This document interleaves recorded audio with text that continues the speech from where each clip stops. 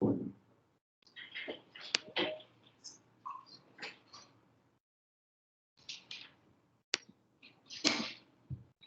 good morning, ladies and gentlemen. My name is Jacqueline Kagume, and on behalf of the Institute of Economic Affairs, I'm pleased to welcome you to IEA's 14th webinar of 2021.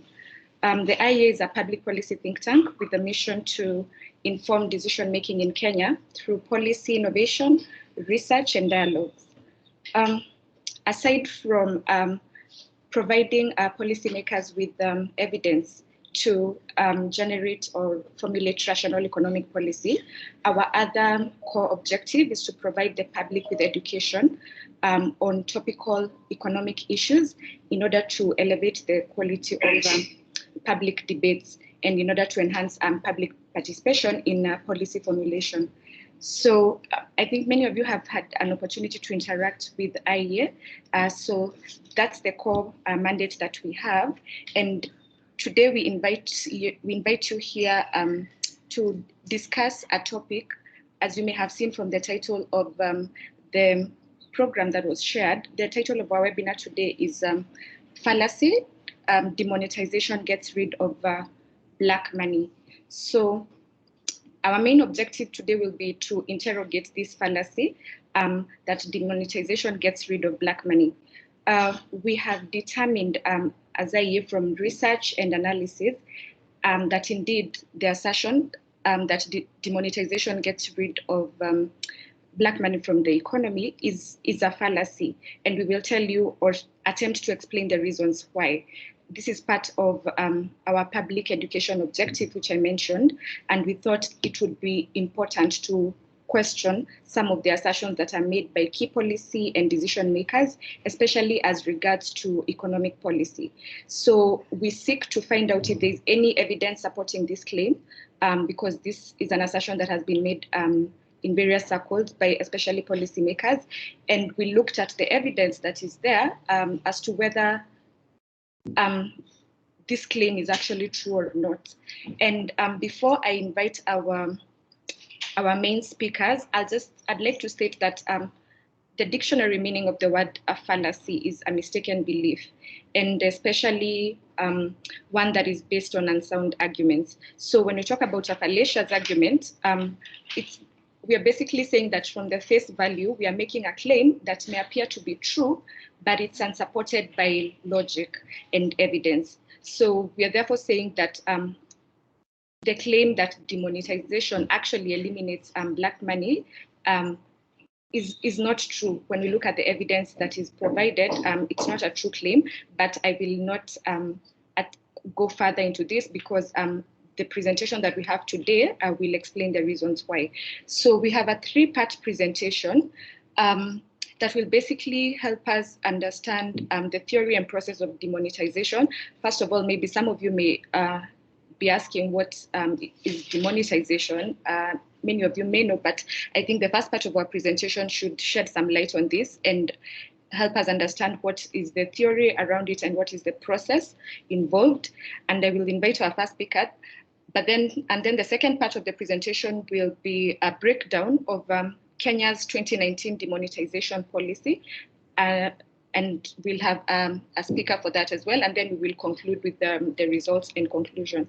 So to start this debate or this discussion off, I hereby invite our first speaker, who will take us through the process of demonetization and a little theory around it. This speaker is Anna Grace Kemonto. Anna is a researcher at the IEA. So Anna, you're welcome. You have 15 minutes. Sorry, and before Anna speaks, just some few housekeeping rules. Kindly keep your microphones off and your videos as well, because we are recording the session. The only persons who may have their videos on are the speakers. So Anna Grace, you're welcome. Thank you, Jackie. Good morning to you all. My name is Anna Grace, as I have been introduced, and I will kick us off with the theory of demonetization. I hope you can see my screen. Okay, so welcome to our discussion on why we think demonetization gets rid of black money is a fallacy. The presentation will be done by myself, my colleagues Kwame and Maureen, and the outline of our presentation is theory of demonetization, assessing Kenya's demonetization policy, the results, and then the conclusion. And just to mention, this is a part series of the 50 Economic Fallacies, which is a publication we will be launching later on in the year. And we'll be giving you teasers here and there in the form of blogs and presentations like this one to demystify certain things that people think to be true, but do not make sound economic sense. That's why we call them fallacies. So the theory of demonetization. What is demonetization? Demonetization is the policy choice of ensuring the obsolescence of state-issued currency, denomination against a tight timeline of a few months or less, some even go for weeks. And it's what Kenya went through, if you can all remember, in the year 2019, where we rendered certain notes null void, like you could not use them to carry out financial transactions. Why would a country choose to go into demonetization? From literature, we come up with three main reasons for demonetization. The first is if it's a requirement by statute or law, so if it's stated in the constitution, if it's a requirement by statute or law. The second is due to hyperinflation. There is the need to keep changing the currency to make sure people can use it to transact. The third is other policy motives, and this is partly what Kenya used as the rationale to carry out the demonetization exercise, the 1 and the 3, the requirement by statute and other policy motives. So I'll break it down to you. As a requirement by statute, the Kenyan Constitution 2010, Article 231(4) states that notes and coins issued by the Central Bank of Kenya may bear images that depict or symbolize Kenya or an aspect of Kenya, but shall not bear the portrait of any individual. So this was the go-ahead to carry out the demonetization exercise from 2010, but it was carried out later on in the year 2019. A bit late, but it still happened. So the first reason why Kenya carried out the demonetization exercise is because it was a requirement by our constitution. Another reason why a country would choose to carry out a demonetization exercise is due to hyperinflation. So hyperinflation is sustained inflation. An example would be, say today you go to the supermarket and you buy a loaf of bread at 50 shillings. Tomorrow it could go up to 500 shillings. The next day it could be 1,000. It keeps going up and up and up. So, sorry, give me a moment. Okay, I'm back. So with that, people would need bigger money to buy simple things like bread, and just to shop, you need more and more currency. So you find a country like Zimbabwe, I'll show you, they had a note for 1 trillion Zimbabwean dollars. And that is not sustainable. So already to get to the note of 1 trillion, the demonetization exercise was already in place to move from, say, 100 to 1,000 to the point where you have one note of the value of 1 trillion shillings. But now taking it back down to a more stable value is also in itself a demonetization exercise. Yes, you'd ask why would they want to take it back down to, say, $100 note? Because today, if that $1 trillion note is equivalent to a $1 note, tomorrow it can go even higher and higher. To make it stable, you'd want to have a smaller value that has a voice, let me say, across the international markets. Germany in the year 1922 also went through the same thing, where you find the currency was not useless, but it was being used for other things other than financial transactions. You'd find kids playing with it. They made a kite out of it. Some of the currency was being used to light fires. So here in the next slide, we have in 1923, the paper notes were being collected and people would come pick them up to go light fires in their houses. You see a woman here on the left lighting a fire with the notes, kids again playing with it, and it just goes to show how you can't use this money for buying stuff, so you'd rather just use it to play, light fires, and this led people to go back to barter trade because it would be worthless to hold your money today and tomorrow it won't value as much, so I'd rather buy goods with that, and when I need to trade, I just exchange goods for goods. But the Zimbabwean dollar, the $100 trillion. Again, this was useless and the currency expires. During the demonetization exercise, it's rendered useless and another value is brought. So the third reason for demonetization would be other policy motives. In this, we can talk about modernization of the material used to make the currency. Like what we have in Kenya at the moment is cotton paper. That's the material used to make our notes. And modernizing that would be said to move to a more high-end material that's more durable, and they say it's less susceptible to, what do you call it? It's less susceptible to counterfeiting, which would be the polymer, a polymer paper. Countries like Australia have demonetized and phased out the old cotton paper and brought in polymers. Another reason for modernization would be to resize it, to make it maybe smaller, to change the shape. Those are various reasons why a country would choose to go into demonetization as a policy motive. Another one is for crime control, to get rid of illicit financial flows, which in this presentation we refer to as black money. And there's that strong assumption that the money that doesn't come back after the demonetization exercise is purely black money. My colleague will expound more on that, why we don't think it's correct to assume that all money that is not recovered is purely black money. And finally, other policy motives, other political motives, like if, say, I'm president today and I'd want the currency to bear my face, my image, I can decide to go on with a demonetization exercise and bring in new paper money that has my face on it. Yes. We'll move into the next part of the presentation, which is assessing Kenya's demonetization policy in 2019. All right. Thanks, Anna Grace. So,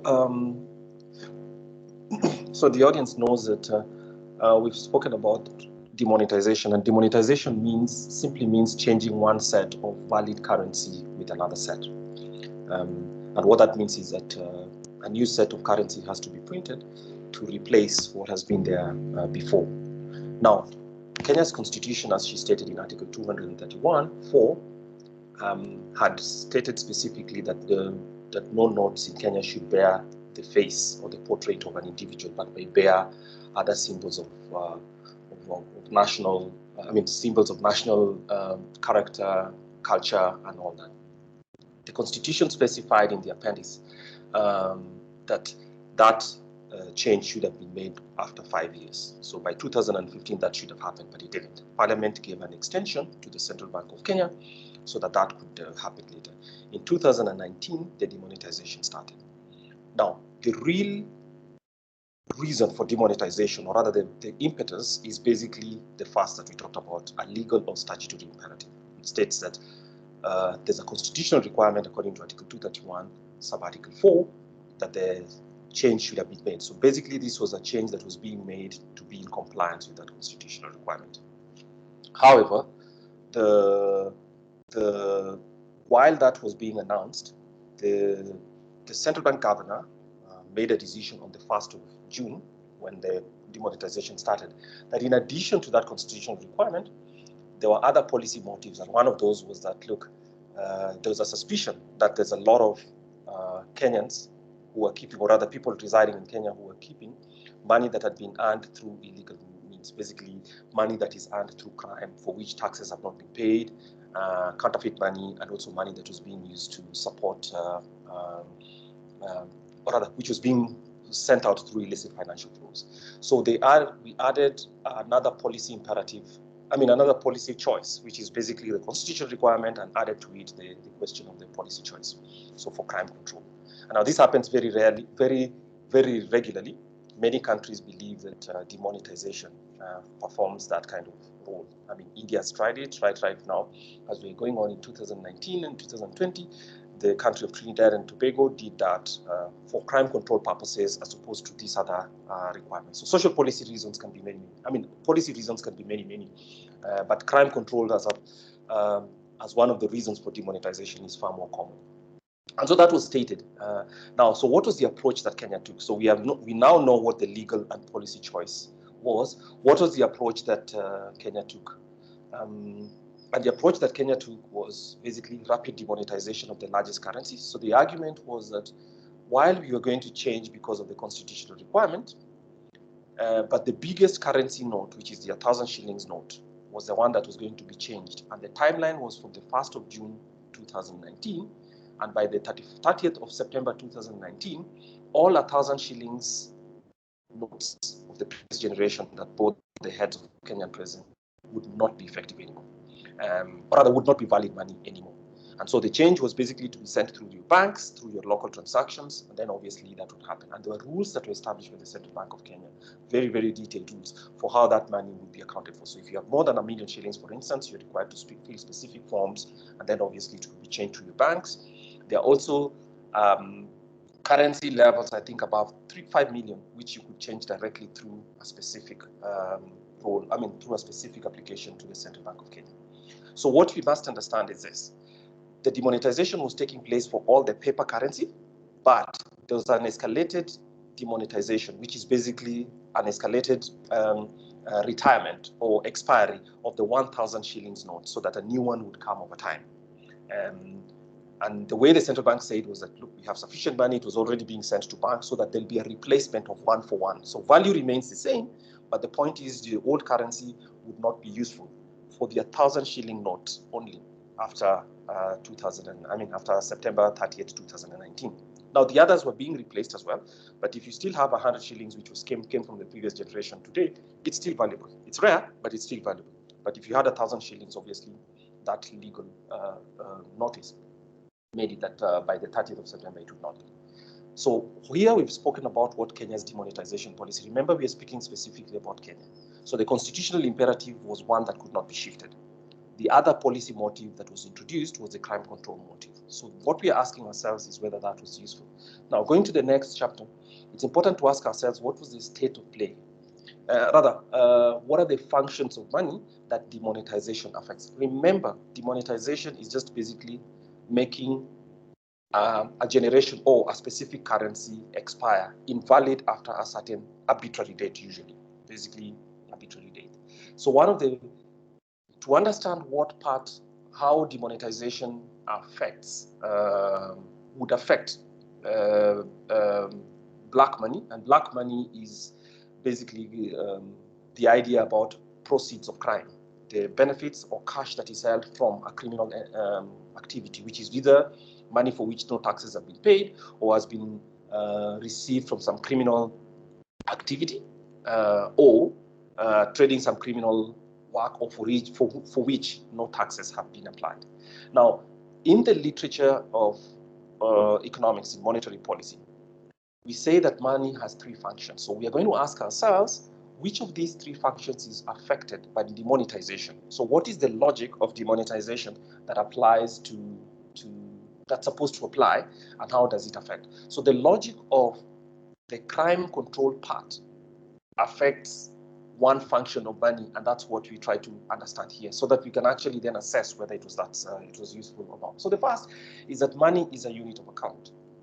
it's easy to see what it means by unit of account. Unit of account means that if you have money or a form of currency or money, one of the things is you can render accounts, say give a balance sheet of the state of affairs of the Institute of Economic Affairs, or look at your own bank balance. So that's your unit of account. So it'll tell you, your bank balance will tell you, you have 6,000 shillings in your account today, and you withdrew, say, 3,000 and therefore are left with this. So basically you are accounting for yourself using a monetary unit. So that's the first. So it's a unit of accounting because it tells you what the balances in and out are regarding that.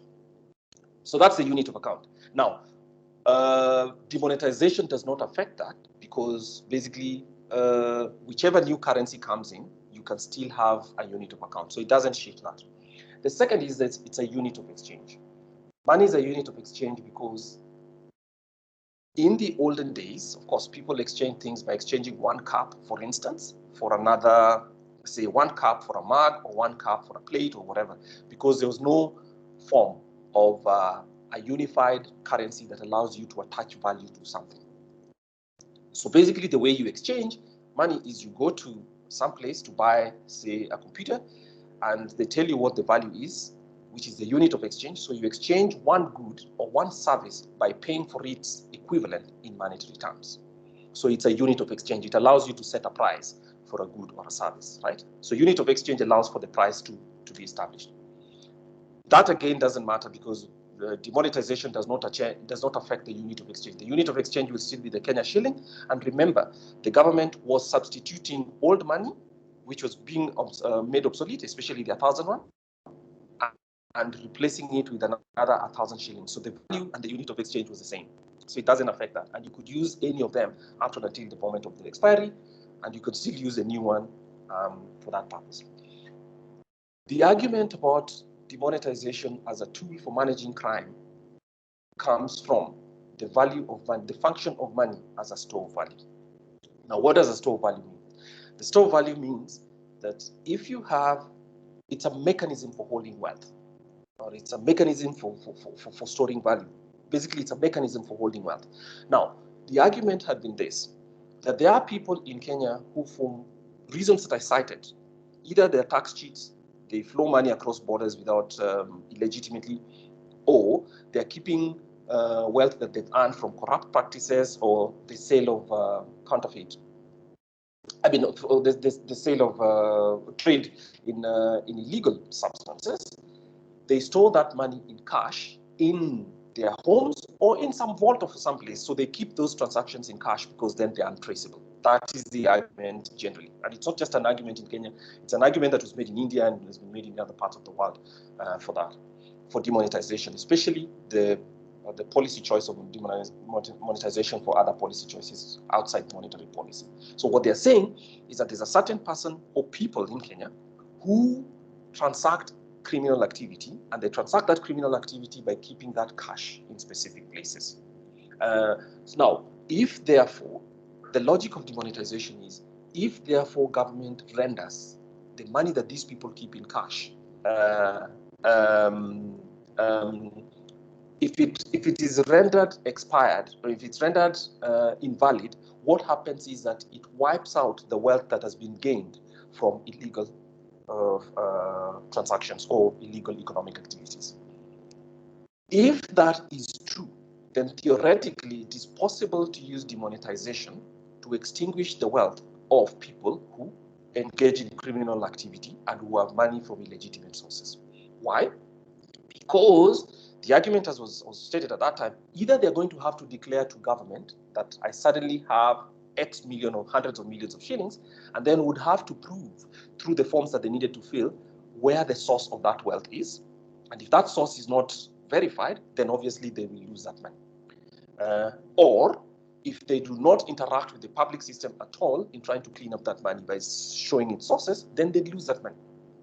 Other people argued some very fantastic things, which was that, look, at that time, remember in 2019, there were already strains in the Kenyan economy, and there were people who were arguing that demonetization would force many more people to bring money that is stated, that is kept in at home under the mattresses and in their personal vaults and mattresses and pillowcases, they bring it into the mainstream economy to innovate economic activity.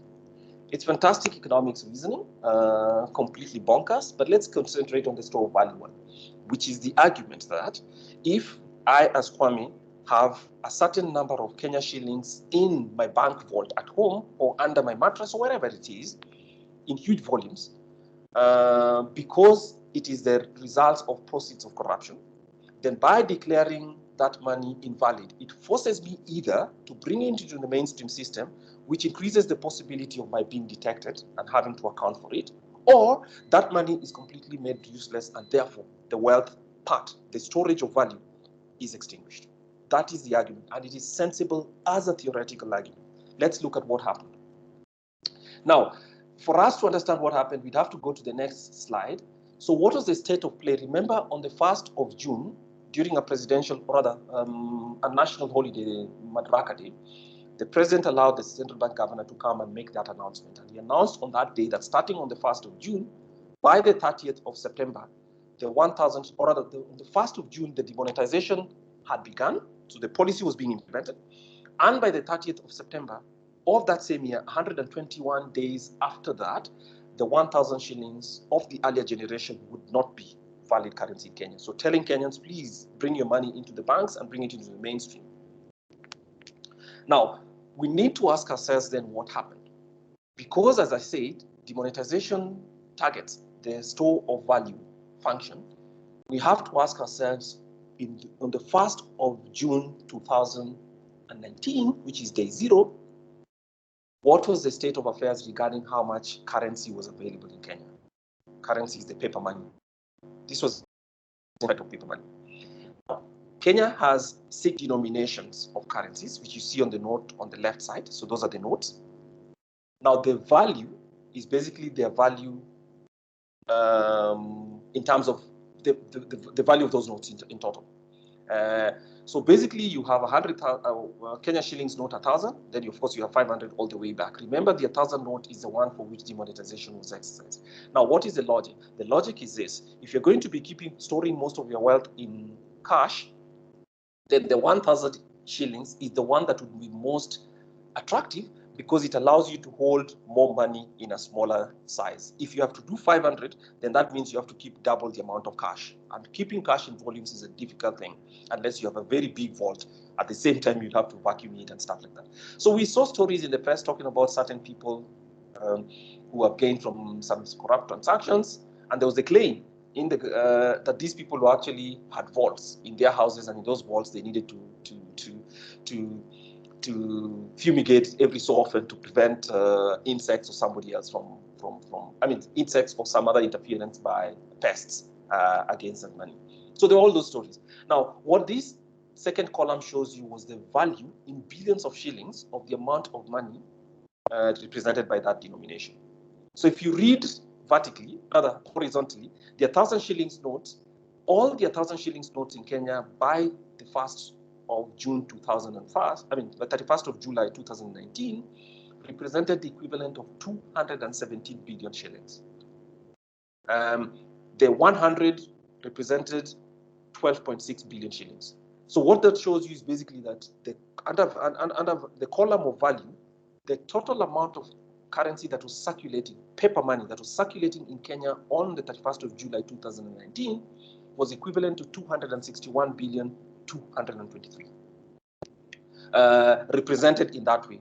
Now, the third column represents for the total amount of money, which is that 261 billion, how much of it is represented by each of those denominations. So it tells you that the 20 shillings notes represented about 198 million Kenya shillings, which on its own represented 0.1% of the entire 261 billion that we're talking about. So if you read those numbers horizontally, you can make sense of them with the bolded ones. So what this tells you is that in terms of the focus, in respect to the focus of trying to get to target the 1,000 shillings note for escalated demonetization, looking at these numbers, it looks as if the choice that was made by the central bank was the right one.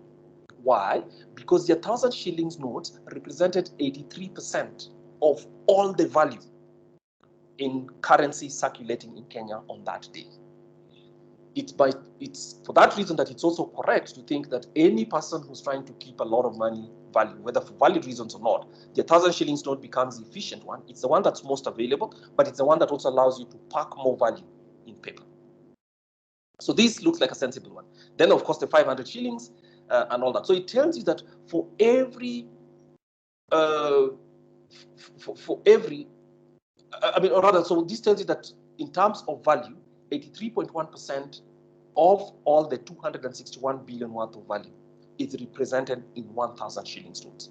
So that's, in terms of the value that is going to be changed, it's quite a, it suggests it obviously shows that that was a lot of money that was going to be changed over time.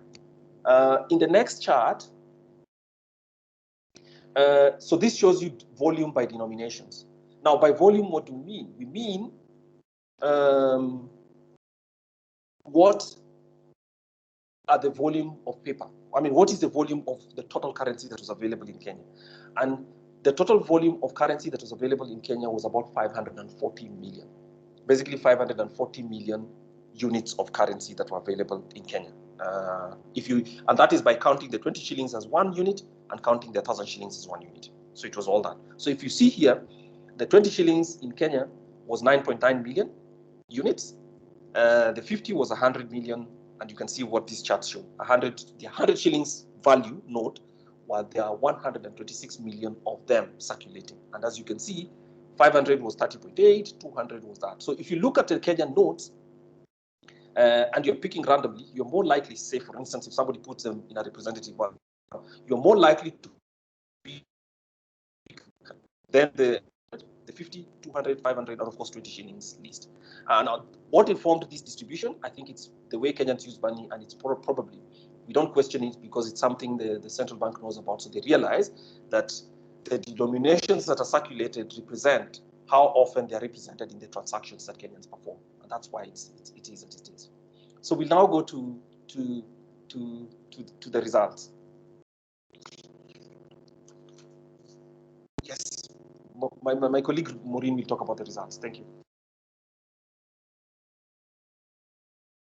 Okay, thank you, Kwame. I'll take you through the results by looking at table 2 that shows the state of play after the announcement for the demonetization exercise, which started on 1st July 2019 and ended in 1st October of 2019. And by looking at the table, we have the recoveries and what was recorded as the black money, and what was recovered was 209.66 billion out of the 217 billion of the 1,000 shilling units, and the black money was 7.39 billion, and this was 3.4% of the share of the 1,000 shilling units, and the recovered percentage as a share of the 1,000 shilling unit was 96.6%, and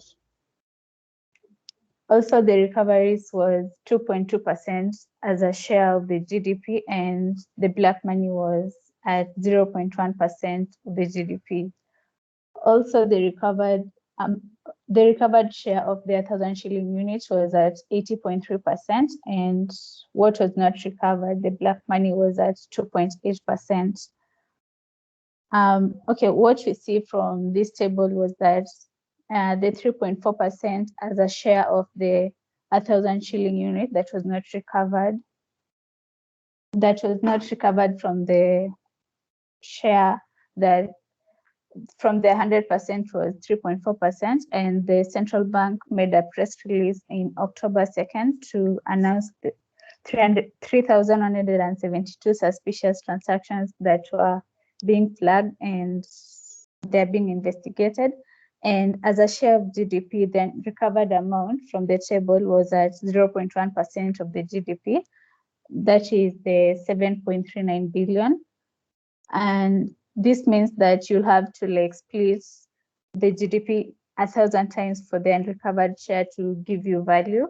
And as a share of all the currency value that was at 2.8%, that is what is being said to be the black money. And we're assuming that all the illegal wealth or the source of value, as Kwame mentioned, the functions of money, was in form of 1,000 shilling note only. And if it was only at 2.8%, is that what we are referring to as black money, as being the black money?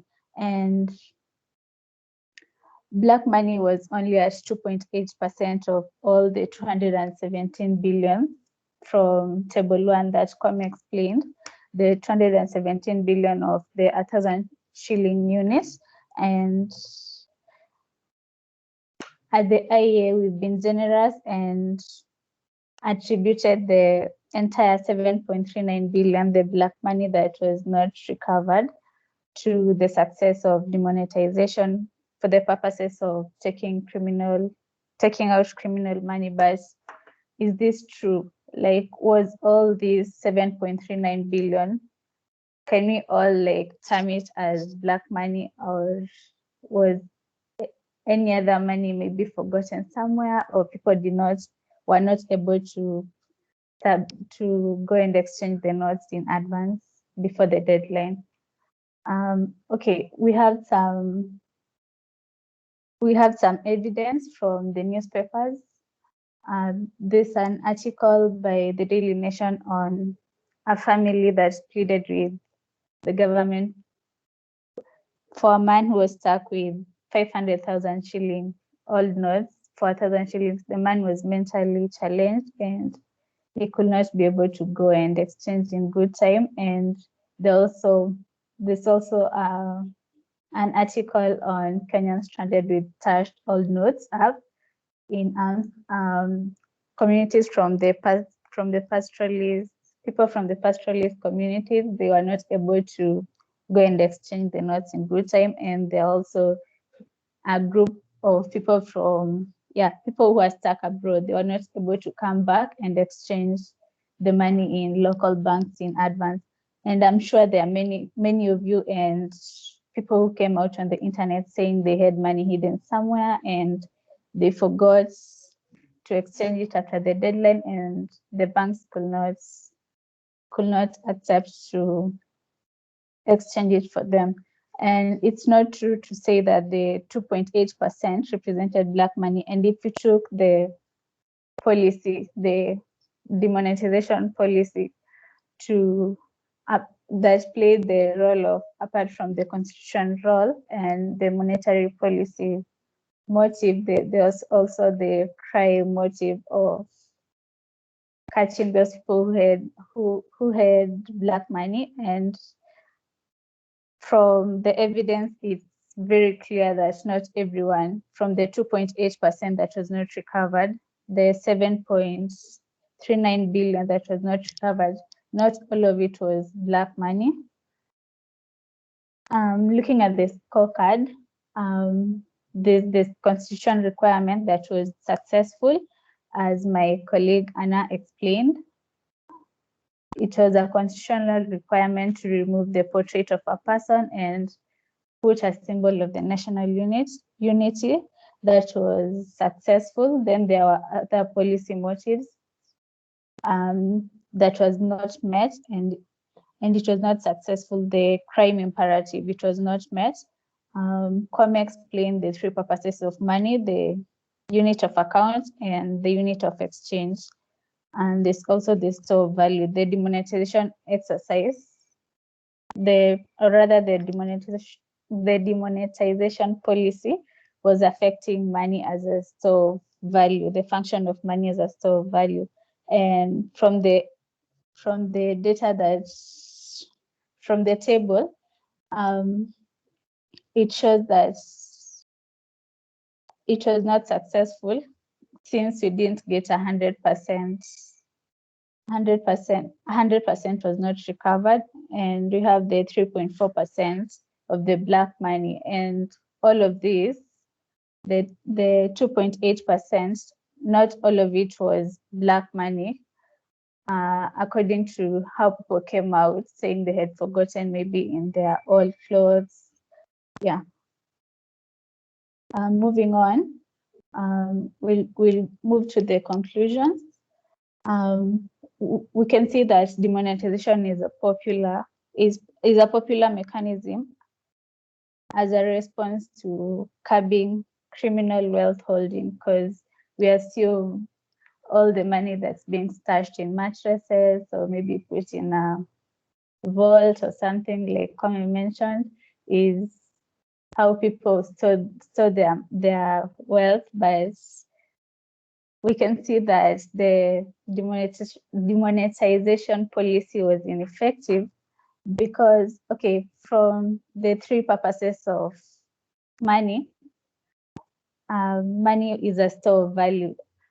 So the government assumed that all the money that's being stored, the black money is being stored in form of 1,000 shilling notes. And when they went ahead, they didn't get they didn't give a certain threshold that they were supposed to reach. They didn't explain the basis of their exercise. And we have examples of countries that have done the demonetization exercise recently. We have India. India did their demonetization exercise in 2016, and what they got from they were exchanging the 500 and 1,000 not rupees, and what they got back was 99.3% notes were returned, leaving 0.7% out as the black money. They're also trying to tackle counterfeiting. Then there's Trinidad and Tobago. For Trinidad and Tobago, they did the demonetization exercise in 2020. They were also trying to curb the black money that's in the market. They got back 94.2%. What they didn't manage to recover the black money was 5.8%. Then finally, coming back, we have Kenya that had the demonetization exercise in 2019. They were facing out the 1,000 shilling unit series, and they managed to get back 96.6% and 3.4%, which is deemed as the black money was not recovered. So we see that there are diverse ways of storing wealth. We all know that. We can purchase property, we can buy expensive jewelry that's valuable. That's also a form of storing wealth, and it's not only like storing cash transactions. Okay, we do understand that most of our businesses are held in cash transactions, but not all those transactions of cash are black money, according to what we've seen. Yeah, so we can confidently state that demonetization as a purpose of phasing out black money, as the way it affected money as a store of wealth, is a fallacy, and it didn't achieve the purpose that the demonetization in Kenya did not achieve the purpose it was set to achieve in Kenya. Thank you. Okay. Thanks, Maureen. Thanks to all the speakers that we've had for this webinar. I'll invite you, our audience, to ask any questions that you may have. We have chat box on this platform where you can, there's a conversation bubble where you can type in any question that you may have, but you can also raise your hand and I'll be able to see you, and then you can ask any question that you may have to any of our speakers. So as you think about the questions, I will try and summarize just by stating three points that were stated. So the presentation today we started by looking at the reasons for demonetization. And the first part of the presentation basically helped us understand that the three main reasons that are asserted are either by statute, by hyperinflation, or for other policy motives, where she spoke about crime reduction being the main one of the main policy motives that lead to demonetization. Then the second part of the presentation that was done by Kwame was basically to break down the fallacy that demonetization policy helps to eliminate illicit financial flows. So looking at Kenya's scenario, where the main goals or policy goals for our demonetization exercise was anchored on the constitutional requirement, and the other part was to attempt to control, rather crime control, to attempt to get rid of the illicit money that was in our economy. So he talked about the approach that was used, which was basically, he explained, was a rapid demonetization, starting with the 1,000 shilling note, which, as has been illustrated here, was seen to, or factually, had the most value in terms of the amount of money, which was 200 and something billion. I think we have the numbers there. Then he spoke about the fallacy, especially looking at the functions of money, and the fact, and the one that was interrogated here, what was bringing about the fallacy is looking at money as a store of value. And as has been illustrated in the last part of the presentation that was done by Maureen, looking at the results, we see that following the exercise, the demonetization exercise, the illicit funds that was recovered only represented about 0.1% of our GDP, or only about 2.8% of all the currency value. So we see that the claim that the recovered money that the demonetization exercise would actually get rid of the illicit finances was actually not true, looking at the evidence that has been provided. So that's a quick summary of the presentation that has been done, and thank you to all our three speakers. So I invite anyone who may have questions now to kindly raise your hand, so that I may see. I don't seem to see any at the moment in the chat box. Does anyone have a question?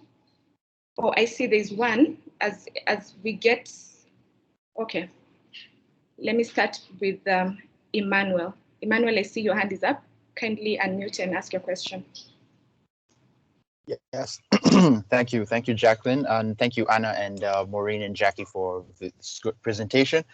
My question was, so in terms of demonetization and what you can see globally, I was just wondering if you had by any chance know anything about the euro demonetization between the late 90s and the early 2000s, and whether it had any consequences for criminals who were holding currencies and who were holding their wealth in any of the given currencies. So I don't think among their objectives was to catch criminals, and you've shown how ineffective demonetization is to that effect.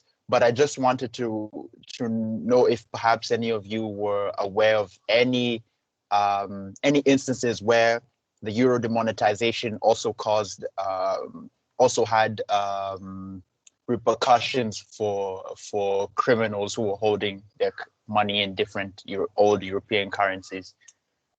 Thank you. Okay, thanks, Emmanuel.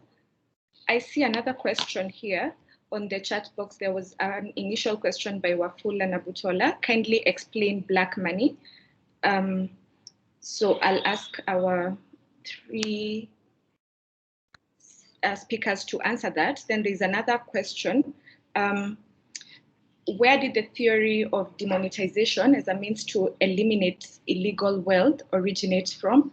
So Anna made the first part on the theory and process. So Anna, I'll ask you to respond to that question. And then also Wafula asking, hi Jacqueline, thank you. Please explain what is meant by black money. Okay, so we have 3 questions. The first, I'll ask Anna to start by explaining the theory of demonetization and what do we mean by black money. Is it synonymous to illicit financial flows, or how further can you, what informed the decision to call it black money? How further can you define that? And then you can answer Emmanuel's question. Then after Anna, Maureen can provide her thoughts, and then we'll come to Kwame. Thanks. Okay. Thank you for that question. I'll start with what black money is. I think it was mentioned during the presentation by Kwame.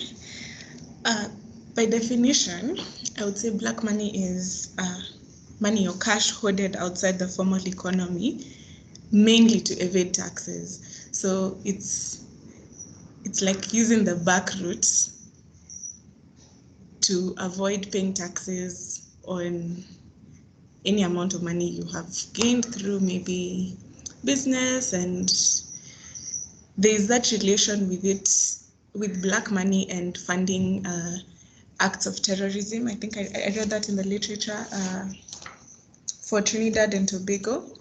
One of the goals, their main goal in exercising, in carrying out the demonetization exercise was to tackle counterfeiting and to effectively nullify black money hoarded in cash that's used to fund criminal activity, like terrorism and all and all. So yeah, that's black money. It's just cash hoarded outside the formal economy to evade taxes. Then the next question was, where did the theory of demonetization as a means to eliminate illegal wealth originate from?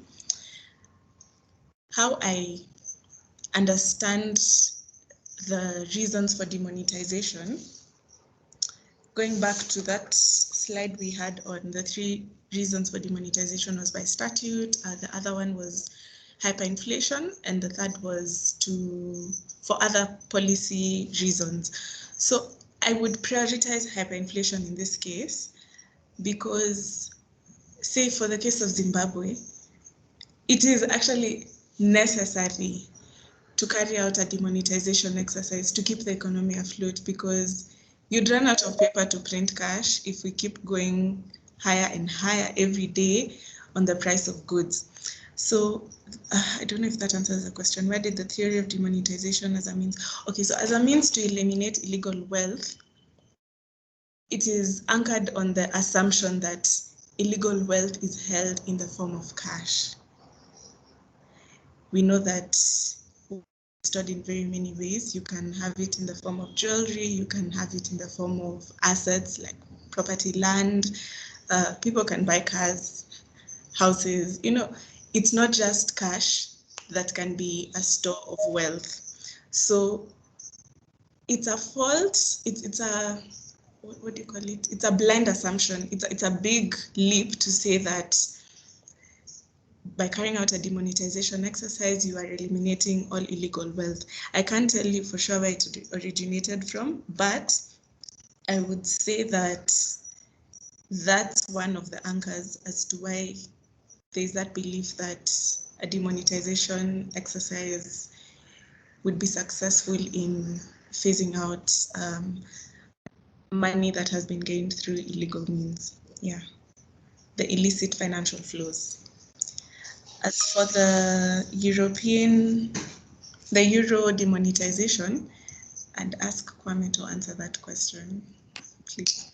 Thank you. Before we go to Kwame, Maureen, do you have any additional thoughts, especially on the definition of black money? Or do you think what Anna has said suffices? Any thoughts?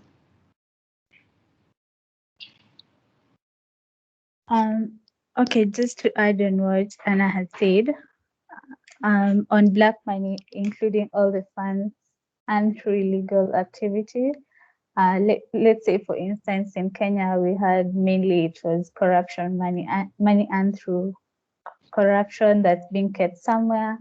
And yeah, just like Anna has said, in Mauritius, it was used, it was to curb money used for funding terrorism activities.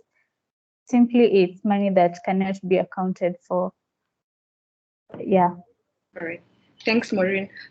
So I'll ask Kwame to add any thoughts he might have on black money, if they've left out anything, and to also speak on the theory of demonetization and your thoughts about the origin.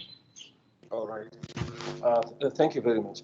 Okay, let's start with black money. So Mr. Nabutola has asked, look, black money is actually illegal, and criminologists are actually the ones who talk about black money. So what they mean by black money is money that is earned in the black economy. The black economy is money that is earned in illegal circumstances and for which no taxes have been paid. So it's a law enforcement thing. It's not economists defining it. So basically, they talk about a black economy, and a black economy is outside the mainstream economy, where people earn income from illegal activity, or even if they earn it from legal activities, but for which they have not paid taxes. So basically, they've committed some crime in the holding of that wealth. So that's what black money is. It's not anything that the IE has created. It's not our term. So if you go out there, it's used in law enforcement and it's used in criminal science research. Now, illegal financial flows are a mechanism, as the word says, flows, is basically a mechanism in which you transact or to launder the money that has been earned from black markets or from a crime, and you're trying to launder it or transact it back into the legal economy. So that's what they call it in illegal financial flows. And it can be the proceeds of tax evasion, of trade in prohibited substances, whatever it is. So financial flows are flows of finances that has been gained through black market, but the black money itself is the wealth that has been gained from the illegal from an illegal trade or from crime or evasion of taxes. So those are the two distinct ways. Now, where did the idea that came from? I think it gained currency especially after 9/11. And the argument was that most of criminal and terrorist activities were being funded by people moving money to terrorists or institutions, organizations that were interested in causing terror. So it raised a new concern around demonetization. But demonetization had been done before, and even the most active, the largest demonetization policy execution happened in the European market in 2002 when they introduced the euros and started to introduce new money. So if you remember, all these countries, 12 of them, all came together and they started to actually have a single currency. Did that affect some criminals? It could have, but the idea was, because this was announced, it happened very seamlessly. And in fact, the demonetization in Europe is one of the reasons for which the European Commercial Bank gets a lot of credit. They did a very seamless exercise. There was not a lot of disruption. So one day there was no, you were transacting in Italian lira. The next day you go back to your bank and your bank ATMs are spitting out money in equivalent of cost based on the transaction, the exchange rates, all that new money. So basically, that's demonetization. So for the purposes of Europe, it wasn't for crime control. For the purposes of Europe, it was to bring a new currency standard, which is what Kenya was also doing. I need to correct it. I think Maureen had a slip of tongue. We are not saying that demonetization in Kenya was not successful. Because the law requires it, it needed to have been done. As a matter of fact, it was delayed from 2015 to 2019, which is 4 years of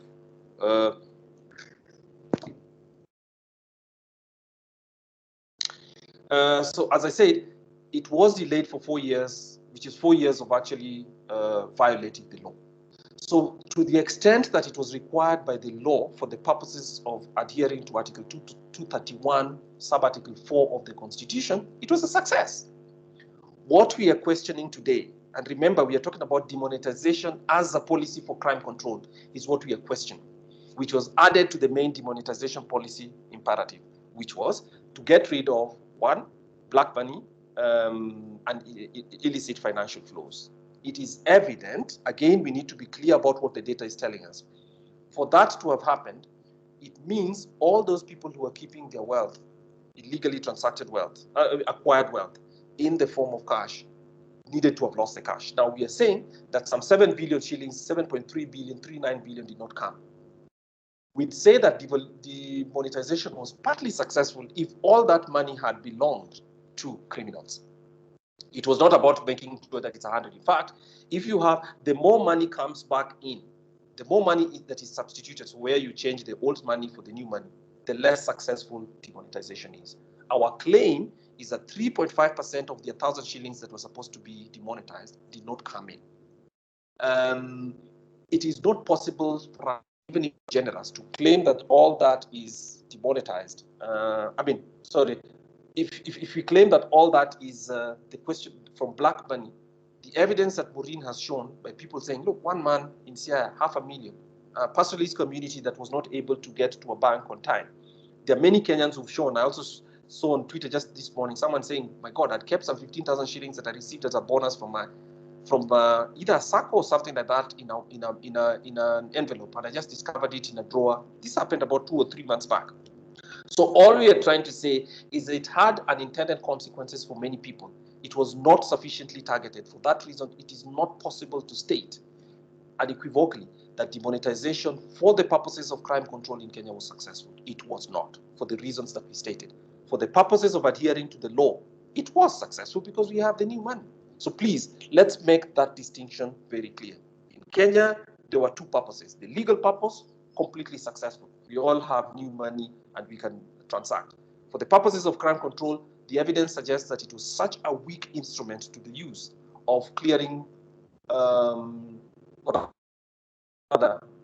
this money. But getting Kenya a new currency standard, that happened, and that is an unqualified success. For the purposes of crime control, I think we talked ourselves into a policy. Why is it popular? I think it is just popular because it is driven. I think this is where security policy and crime control policy is crafted without considering what the economics actually require. And because money has many multiple functions, the function that is being focused on, which is the wealth control function, wealth management, the wealth keeping function, basically storage function,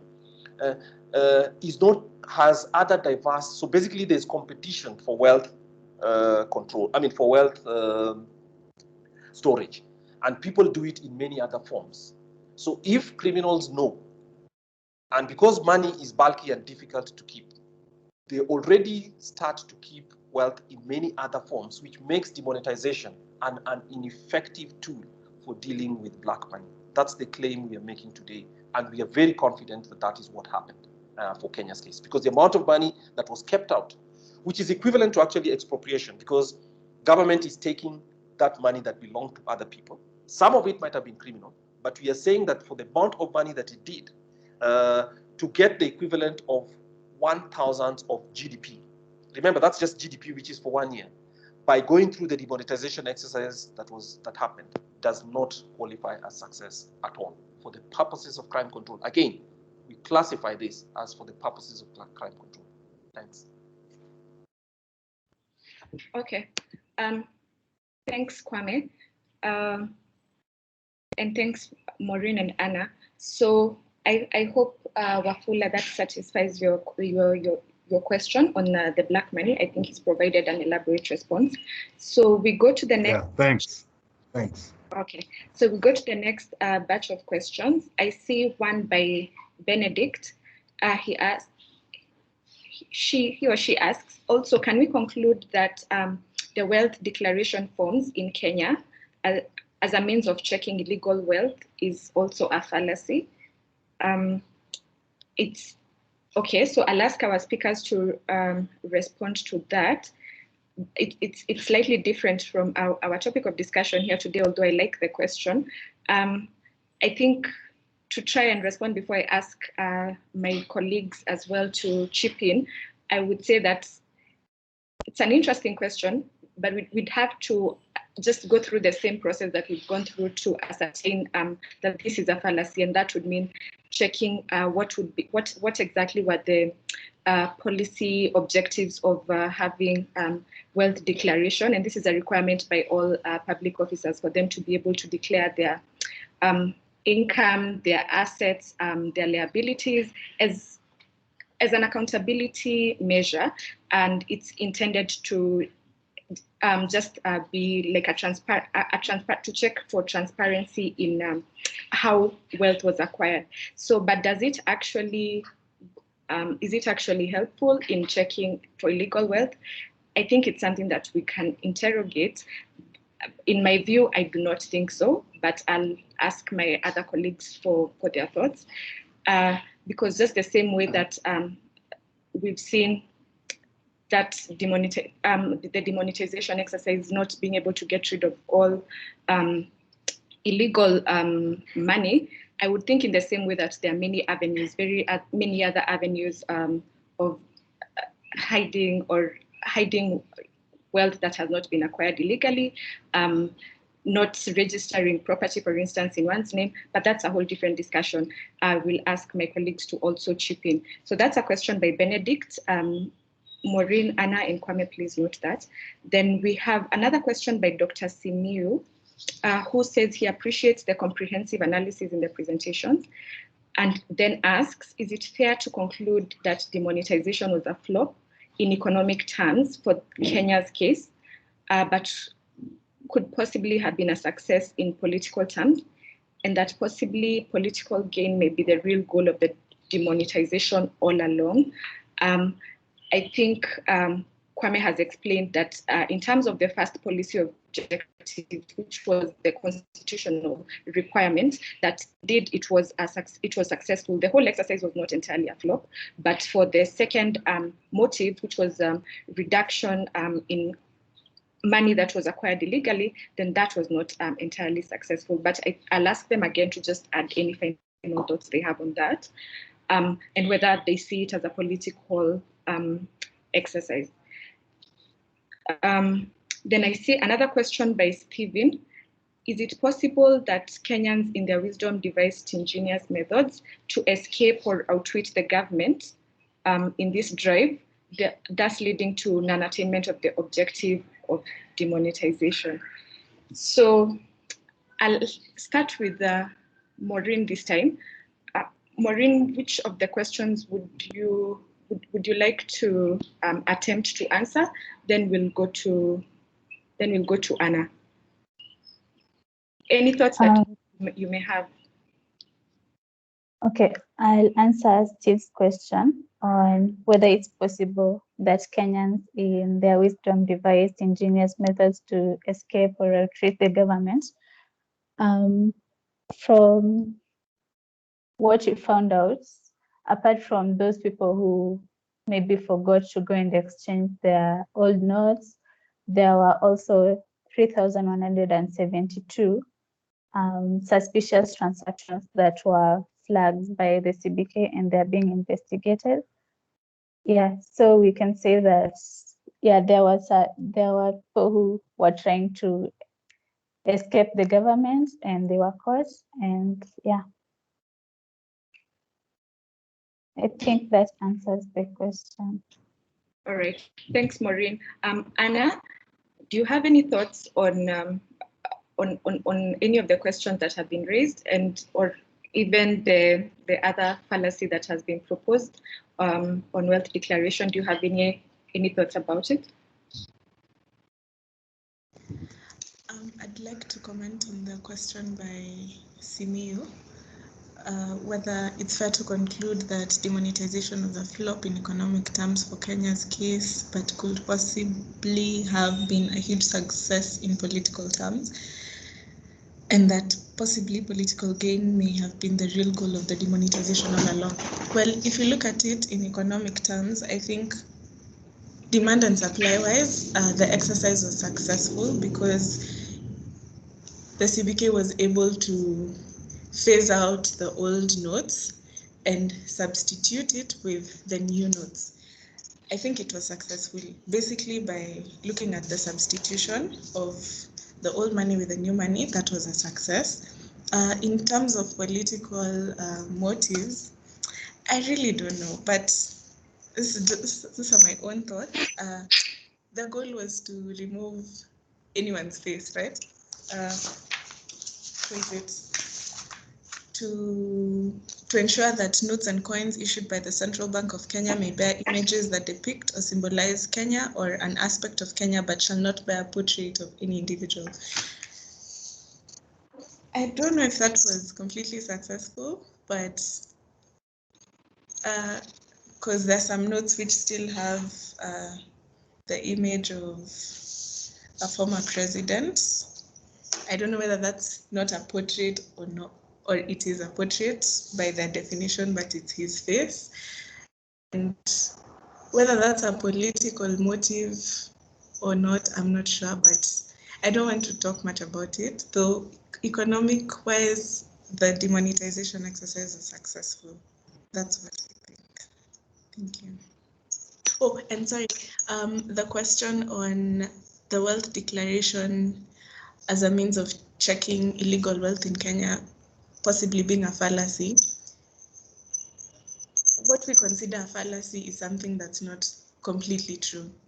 And I think wealth declaration could go both ways.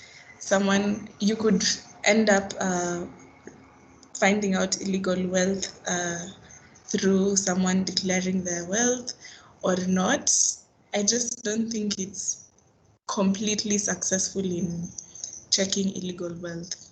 That's what I think. So a fallacy, I would say it is. Okay. I think so. She agrees that we would need to check for the evidence around that. So I'll ask Kwame to comment on the same questions. I don't know if you'd like to comment on the wealth declaration being a fallacy, but also on the other question on this demonetization mainly being political. Thanks. Okay. So let's start with wealth declaration as a means of illegal. You see, wealth declaration was intended to be not an end in itself. I mean, wealth declaration cannot be an end in itself. Basically, what it means is that how that information is then processed to verify the contents. So if you don't have the opportunity to verify that the contents of a wealth declaration form are right, then obviously it's just half the way. So it's true that a wealth declaration form by itself is not going to reduce corruption in any way, because sometimes the way that it was handled, say for instance, for a member of parliament, those forms are presented to the speaker and they are kept in sealed form. So, I mean, what does that help? Wealth declaration in many other places is done for the purposes of transparency. So if you make a wealth declaration, your constituents should be able to see what you declare that you own. So for members of parliament, we don't. For the judges that are now being interviewed, we will never know. So really, it's just an exercise to try the kind of games that Kenyans play with laws here and there, making sure that it's completely ineffective. The EACC, which is basically the Ethics and Anti-Corruption Commission, should have started by making the wealth declaration forms of its monarch officers available so that you can show how it's a tool for part of the corruption, for part of a deterrence function. So as it is in Kenya today, the way wealth declaration forms are done, I know even teachers and all public servants, provide it. It makes no difference at all. And actually, it's something that should perhaps even we should stop wasting our time about. If we do not intend to use wealth declaration properly, then it should be left alone. But it's true, we'd have to examine, and as it's designed right now, I don't think it's meeting that purpose. Now, Dr. Simiu, you see, getting a new currency is part of economic policy. So basically, getting a new currency standard is part of economic policy. It's monetary policy so that you can allow for transactions to continue to happen. So to that extent, the demonetization in Kenya did not cause significant disruption, was successful. As an economic policy, it was successful. The ones we are asking about as social policy, basically for crime control or for any other political purpose, we are not too sure. Rather, no, we are declaring that it's a fallacy to actually have tried to do it because it did not work. And not only Kenya's case, we've shown the case of India, where the same was intended, it did not work. In Mauritius, it was considered that. Nobody knows that. The general literature and the evidence suggests that demonetization policy as a function of solving a social problem is, for solving the problem of crime control and reducing the influence of the wealth of criminals is bad policy. And for the reason that we've not just shown that empirically it's bad policy, but we've shown that as a store of wealth, one of the things that most people who engage in criminal activity do is basically change from cash to other forms of wealth so that they can store wealth in various forms, whether it's gold, jewelry, diamonds, whatever it is that they do, including foreign currency. And somebody asked about whether they do it in foreign currency. So it's also very possible that you simply have transactions in which you earn money in Kenya shillings and then you convert, because we have free exchange rates, you're able to convert it into one form of currency and another and keep it in different forms of currency. So crime control is essential for every society and for stability, but thinking that using demonetization policy as a form of that is a very weak tool and it's not worth it. So that's a point we need to illustrate. Stephen asked about whether it happened. That's the point we've been claiming, that people can devise various ways of circumventing it. And actually it didn't have to happen with demonetization. Demonetization can give a signal that basically in 1,000 days, in 120 days, I won't be able to use 1,000 shillings. And therefore people can devise many ways. And there are many ways of actually making sure whether you can use financial transactions, whether you can actually discount buying other property, transacting things here and there in a way that does it. So cash transactions take place in very many forms between people in a way that government is not able to trace and should not be trying to trace. If you're trying to solve crime, I think the best way is to actually solve crime before it is committed, but not by trying to ensure that somebody who has committed a criminal act actually pays tax and then keeps the rest of this. It's a poor bargain, and the cost effectiveness just does not exist. So we didn't have to change all our currency for the amount that happened to try and catch the kind of crime that was. And in the end, the unintended consequence is many people were hurt who had legitimate purposes for keeping their money in cash, or for storing their wealth in cash, partly because if you're too far away from a bank, then you need your cash because. So it's also something that was aggravated by the fact that financial inclusion in Kenya is not as high as it is. I don't think it's going to end. There are people who are also arguing that making cashless transactions is one of the ways of solving crime, in the sense that there'll be traceability from government. I don't agree with that. The evidence doesn't show it. But yes, there's some fascination, especially when you want to look like you're talking tough for political purposes, but also when you leave questions of economic understanding, that require economic understanding, to security people who simply understand as, look, we have a simple tool, let's try and use this tool. I think because you're about to conclude, let's remember what you're saying. This is so important for us as the Institute of Economic Affairs, that the government of Kenya, through the central bank policy, tried to use demonetization as a hitting two birds with one stone. The one bird was to get demonetization to get as a new currency standard. That was required by law. It was done, completely successful. The second bird was to try and actually kill the bird of crime with this. It was unspectacular. It was also spectacular, but it was only spectacular to the extent that it was a failure. Thanks. Okay. Thanks for those responses. So lastly, I see a comment question here that says, Kwame Maureen Anajaki, might I suggest that there's a difference? It's also from Wafula. Might I suggest that there's a difference between illegal transaction and informal transaction? Most business activities are small and informal. Absolutely, I would agree with you. And in my thinking, informal transaction is basically by informal trade, and this is basically activity by entrepreneurs in the informal sector of the market. So I would agree that this is not it doesn't characterize what we list here as illegal transactions, but I'd ask my colleagues as well to make their comments on that. And then Shelmit says thank you. So just to respond, unless anyone has a final question and you'd like to ask verbally, unless anyone has that question, I'll ask our speakers to respond to that. And as they do this, I'll ask you to also make any final remarks that you have. So I'll start with Anna. Anna, any thoughts you have on Wafula's last question and your final thoughts? Thank you. Yes, I agree that there's a difference between illegal transaction and informal transactions. Though some illegal transactions are informal, right? Yeah, there's a place where they merge. Sorry if we use them interchangeably.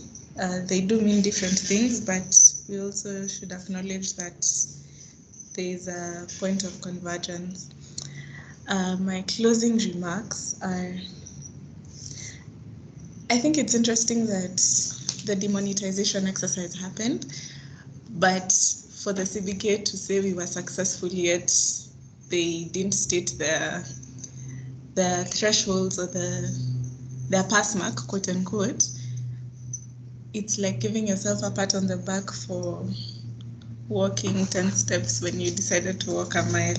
I wish they had declared their goals before carrying out the exercise. And goals, I mean the targets, like what percentage of the 1,000 units do they expect to come back?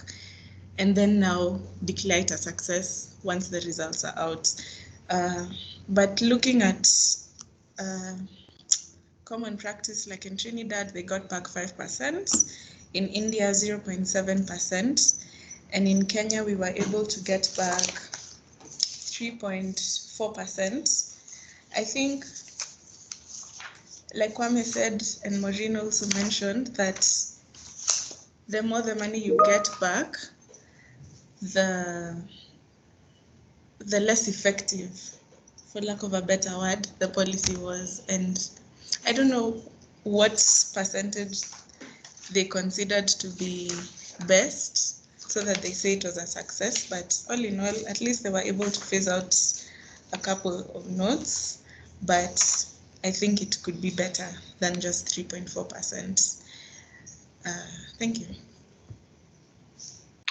All right, Maureen, what are any final any thoughts you have regarding the last question and your final thoughts? Regarding the last question, I do agree there's a difference between illegal transactions and informal transactions. We do understand that Kenya has a large informal sector and cash transactions are what majorly happen. So yeah, and Anna said they sort of merged at some place. And my thoughts on this, I think Kenya's demonetization exercise was successful in terms of the constitutional capacity and the monetary capacity, but in terms of the crime imperative, it was not much of a success. Yeah, thank you. Oh, okay, Kwame, your final thoughts? Okay, thanks everyone. I saw a comment from Michael asking about currency flipping. Yes, so I'll say that yes, even the ability to transfer wealth from Kenya shillings into currency and hold dollars, because dollars are not illegal, is one form of holding wealth and spreading it. And many people who actually operate in the criminal frontiers actually would spread that wealth very, very early because they're trying to make it difficult to find. So that's the reason why understanding criminal behavior and how the economy behaves and the functions of money should inform how money is, how demonetization takes place. So I would urge again for us to understand that our point is that on the economic policy side, which is intended to give a new currency standard, Kenya succeeded without doubt. But for solving crime, partly because the amount of money that came in that was out was too little. So compared to what it takes to print a new currency to try and get that amount, obviously that's not very useful. In addition, the mechanism that was applied is not the best one to actually try and extinguish black money or black market activity. So as we conclude, the intention for us as the IEA is actually to come together to try and create public education and debate around these what we think are common fallacies, because they inform public participation in public affairs.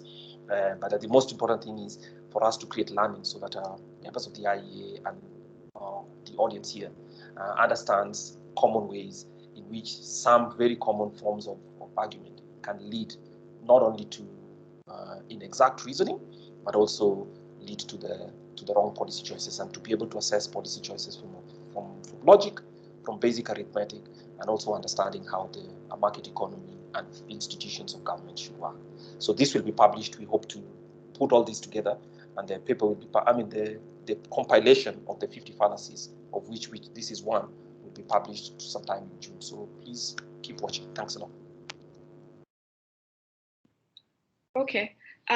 Thanks, everyone. I'd like to finalize or close this meeting today by thanking, first of all our presenters. Thanks, Maureen, thanks, Anna, and thanks, Kwame, for sharing for making the presentation and sharing your insights on this. I'd like to thank all participants for taking time to join us in this discussion.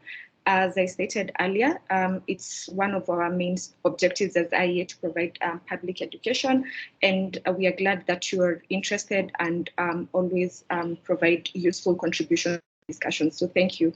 In closing, I'd like to remind us that IEA is a membership organization. In case any of you is not a member, kindly get in touch with our communications team, and they'll be able to you, then you can join IE and be one of our members.